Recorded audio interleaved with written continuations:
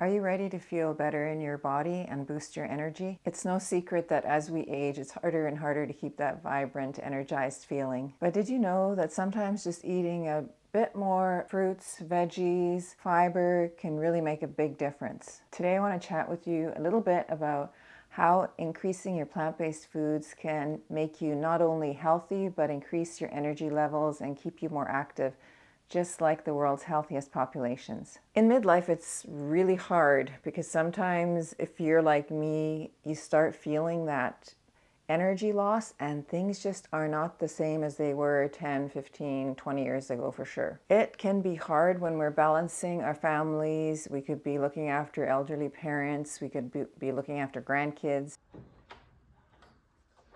No, this is candle. Or our kids are still at home and it's hard. It's like we are juggling all ends of the spectrum. And if you're new here, hi, I'm Anneli. I love to talk to women about health, especially in midlife.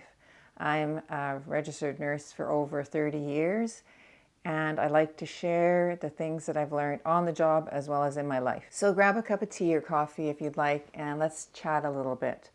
Today I'm having my current favorite, which besides coffee is rooibos tea. I don't know, it's nice. It's a nice mild herbal tea, no caffeine in it, and I don't know, I like the taste of it. It's got a little bit of a hint of vanilla, even though there's none of that in it. So before I forget, I want to mention that I do have a checklist that goes along with this video talking about how to increase your intake of plant-based foods if you're so inclined. And the link for the checklist is in the description. It will bring you to my newsletter, but if you don't want the newsletter, just unsubscribe from that right away and just get the checklist. That's fine with me. This is a really difficult subject because there's so much information on it and a lot of controversy. It's a heated topic about what we eat. I'm just telling you what I know from my years of nursing, being in the healthcare field in different departments, but mainly in critical care for most of my career, and then now in the community. And I can tell you what you eat matters greatly. Even in 1990, when I started, I was working on a cardiac surgery unit. It was the most sickest people in the province were sent to this hospital. It was a tertiary where they did open hearts at the time. So we had people that were very sick that needed open heart surgery, and then we looked after them post-operatively and sent them to where they came from. There were doctors at that time, surgeons, cardiac surgeons, that were already, well, 1990, they were interested in improving their patients' health. So they had preoperative requirements, and some of them included supplements, diet, weight loss, all kinds of things. Not all of them had these strict guidelines for the preoperative patients, but it's been known for a long time that how we treat our bodies affects not only our health, but also outcomes if we want to recover from something. Not only is there more and more research on all this information, but there's, the very famous book, The Blue Zones, which talks about the healthiest regions in the world and the types of foods that they eat. And most of those regions, they eat a predominantly plant-based diet. It doesn't mean that they're all vegans or plant-based. They just, if they're going to have any kind of animal products, it's a small amount. For instance, they may have a small amount that'll feed a large amount of people because they use it to flavor or enhance the dish that they're cooking. Because they eat a predominantly plant-based diet, they're getting a variety of nutrients in their diets from all the vegetables, the fruits, the nuts and seeds, the legumes, like the beans that they eat. So they cover the whole spectrum. And if they eat animal products, they're doing it in smaller amounts. Because I don't want to grow old and be unhealthy. I don't want to grow old and be bedbound or be stuck in a wheelchair if I can help it. I mean, of course, there's certain things that can happen in our lives. We don't know, we can't predict it, but you have a higher chance of staying healthy if you look after what you eat. This is only one spoke in the wheel, though. There's so many other things that you have to look after. But if you let one really go down and fall apart, you might have some of the other spokes still holding up the wheel, but if too many of those spokes start to break down, then the whole wheel collapses and we are the wheel. The variety in the plant-based foods is really important, and what I've heard is the reason the fruits and vegetables are so colorful, it's because back when we were evolving, we were drawn to that, and those are the healthy things for us. I don't know if that's true, but it sounds good anyways. And one of the things that I first researched when I decided to become plant-based was also talking to my colleagues, doctors and nurses, and I found that the people that I spoke to didn't really have the information that I was looking for. I had my mom, who is the oldest of three sisters, and then her younger sisters, and the youngest one in her early 50s was diagnosed with Alzheimer's. Their dad had died of Alzheimer's, and now the youngest had it in her 50s. And she didn't last very long, and she passed away, and it was a rapid decline for her.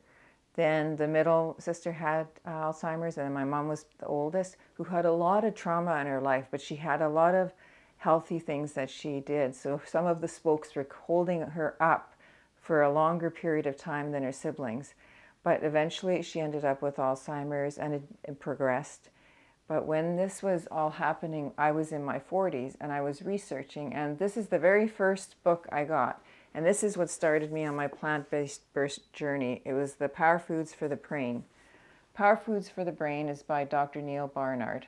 And he does a lot of teaching on food for life and things like that. But this was all I could find at the time that resonated with me. He talks about different populations like the blue zones, about how the impact of animal products, if we're eating too much of it, can cause real lifelong problems, and the benefits of plant-based. This is why I became plant-based.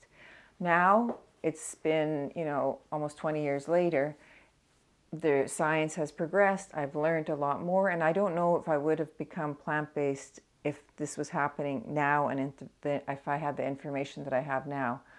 But I would definitely be predominantly plant-based because the health benefits still are so huge. One of the main benefits of eating more plants is eating fiber. I know there's also controversy about fiber, which just blows my mind. I can't believe people argue about something that's so important. Fiber is so important. Not only does it make us feel full for longer, help move things along, which is super important, but it also stabilizes our blood sugar, helps with lowering cholesterol. So many good things and benefits from fiber have been studied and found. The more variety you have more vitamins, nutrients, and antioxidants in your system. The ability to help boost your immunity is there. The thing is, though, that if you are not used to eating a lot of fiber, you have to start off slow. There is a good book also, the Fiber Fueled Cookbook, which talks about increasing fiber and how you can really increase the intake gradually. I don't think North Americans, and I think there's a lot of numbers out there, North Americans don't eat enough fiber. We're not getting what we need. A really good amount would be 40 grams of fiber a day, but we're drastically less than that. There's a lot of issues with people that have with their GI system, irritable bowel, there's constipation, there's diarrhea, there's bloating, there's all these things. And everybody always says, sometimes attributes it to the fiber they're eating. But if you've not been used to eating something and all of a sudden you go gung-ho on, increasing it, it's going to cause you problems. It has to be a gentle, slow increase if you start to add more of these types of foods in your diet if you're not used to them. Then there's the whole conversation around carbs. And that's a hot topic too that I'm not going to really argue about. And I'm just going to say that what I think complex carbohydrates are really good for you. And that's what everything is, unless it's been highly processed or broken down, or the fiber part of it has been removed. So then you end up with a more simple carbohydrate. But it's all fuel for your body. If I was starving and it had no other food, I'd eat a chocolate bar and my body would use it as fuel. It's not the best thing because it's not full of nutrients and good for you. If I'm overeating And then I have that chocolate bar. I've eaten my calories that my body can utilize. And now I'm going to have a chocolate bar, a couple of cookies. It's not going to do well. It's going to end up with weight gain. It'll be fat because my body doesn't need that fuel. So this here is a vegan cookie that I made. I'm actually going to link her website. She's a UK blog and YouTuber, and I've tried a few of her recipes, and these are really delicious. This is a simple carbohydrate or refined carbohydrate. This is full of sugar and chocolate and things like that, but no animal products. If I eat that when I'm totally full of all my energy that I need, I'm going to gain weight. That is what a simple carbohydrate is. But if you eat a yam or sweet potato, or if you eat a bunch of beans or cabbage or mushrooms, anything else, those are complex carbohydrates. They are your carb along with all the fiber and nutrients in them, and that's what your body really needs. They're slower to digest and break down because they have the fiber and all the elements that go into it.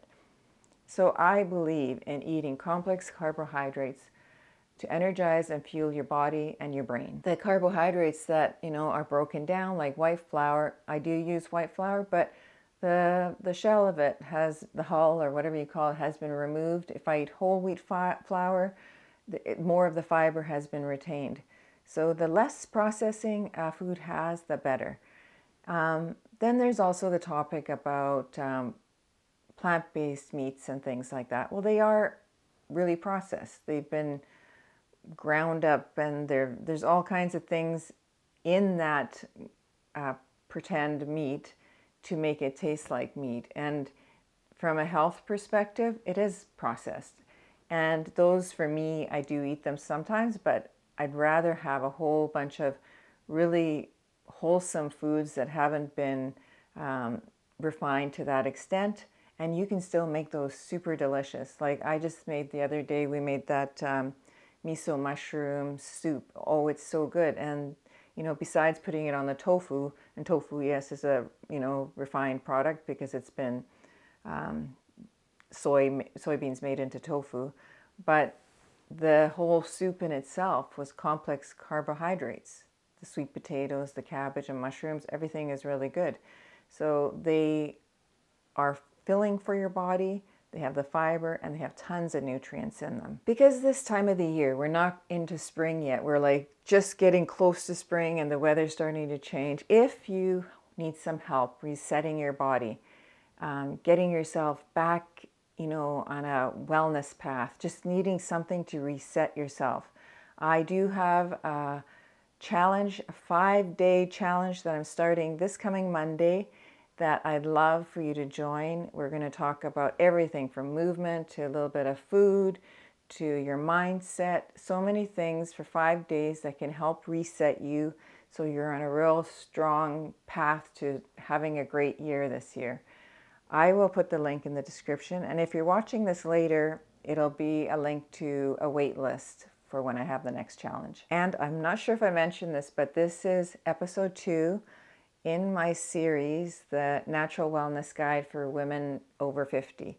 So I hope you watch the previous one that I made, and there's going to be 4 more episodes after this. I've worked with so many patients that have struggled with various chronic illnesses, and now that I'm in this different position in the community, a lot of the questions they ask me are related to how can I help slow down this cognitive impairment, or how can I improve because I have type 2 diabetes. And we talk a lot about food, we talk a lot about sleep, we talk a lot about decreasing stress and things like that. So this is so important if you have room to improve with your diet. This is an area that if you start taking small steps can really pay off in the long run. You don't have to become totally vegan. You don't have to become completely plant-based. It's improving your diet a little bit, one step at a time. My family is not all plant-based eaters. My husband eats meat. My son eats meat. Everybody eats meat except my daughter. And the thing is that they will eat what I cook, And because I'm cooking a lot of plant-based food, he eats a lot of plant-based meals. So I'm not saying you have to become vegan. I'm just saying increase the amount of veggies on your plate, increase the amount of fruit if that's what you prefer. I happen to love savory things. I don't know, how many out there have, are either savory or sweet, because I have to really force myself to eat fruit. So what I have been doing is using a protein smoothie in the morning and putting a cup full of blueberries in there at least, because I just am drawn to more savory things. So the good thing about if you increase the variety of veggies or fruit that you have, you will get all the colors of the rainbow in there to help with you getting all the nutrients that you need. Start today by increasing something on your plate. Whether it's just having some more roasted vegetables, making a little salad to go with your meal, or having some fruit, during the day. Whatever it is, I'd love to know what you're doing to increase your plant-based foods. If you like these topics, I hope you do. Hit the like button and then we can do more of them. And check out the description because I have all the information in there for different things, and even the website that I mentioned where she makes really good foods and has good recipes that I can vouch for. So I hope you enjoyed this, and I will see you in the next video. Bye. Have a great week.